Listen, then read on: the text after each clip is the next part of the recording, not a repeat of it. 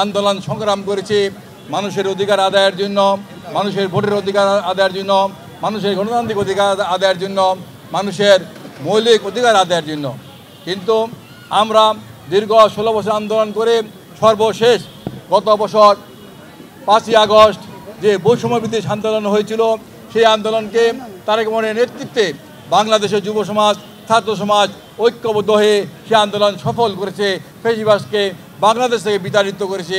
সে ফ্যাসিবাদ আজকে আমাদের পার্শ্ববর্তী রাষ্ট্রে গিয়ে আশ্রয় নিয়ে বাংলাদেশের গণতন্ত্রের বিরুদ্ধে, স্বাধীনতার সংগ্রামের বিরুদ্ধে, বাংলাদেশের ইসলামী মৌলবাদের বিরুদ্ধে আজকে চক্রান্ত করছে, ষড়যন্ত্র করছে। প্রিয় সাথী বন্ধুরা, তাই আজকে আমাদেরকে সবাইকে ঐক্যবদ্ধ থাকতে হবে। আমরা সবাই ঐক্যবদ্ধভাবে তারেক রহমানের হাতকে শক্তিশালী করে আমরা দেশের বিরুদ্ধে যে সকল চক্রান্ত ষড়যন্ত্র আমরা প্রতিহত করব, এটা আমরা বিশ্বাস করি।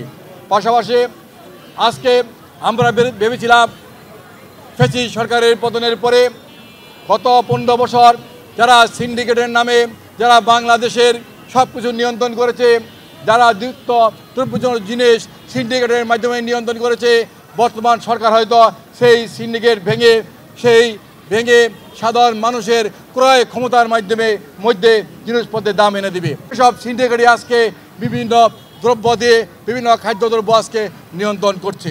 তাই আজকে সমস্ত নিত্য প্রয়োজনীয় জিনিসের দাম আজকে দ্বিগুণ হারে বেড়ে গিয়েছে।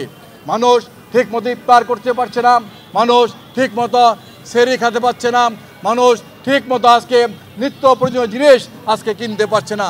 কারণ গত 16 বছর যেই সিন্ডিকেটের মাধ্যমে এটা নিয়ন্ত্রণ হতো, এখন সেই সিন্ডিকেটের মাধ্যমে এটা নিয়ন্ত্রণ হচ্ছে।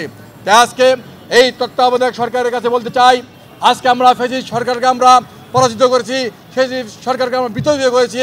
আজকে কি করে সেই সরকার আমলের সেই সিন্ডিকেট এখনও বাজার নিয়ন্ত্রণ করছে, যার কারণে আজকে খেসারত দিচ্ছে দেশের সাধারণ মানুষ। আজকে এ কারণে আমাদের পার্টির চেয়ারম্যান তারেক রহমান বলেছেন আজকে জনগণের পাশে দাঁড়ানোর জন্য। বিএনপি একটি জনগণের দল। শহীদ রাষ্ট্রপতি জিয়াউর রহমান বিএনপি প্রতিষ্ঠার পর থেকেই সারা বাংলাদেশে ঘুরে ঘুরে মানুষের সেবা করেছেন। আমাদের নেত্রী দেশনেত্রী বেগম খালেদা জিয়া বাংলাদেশে সারা গ্রামে গঞ্জে ঘুরে জনগণের সেবা করেছেন।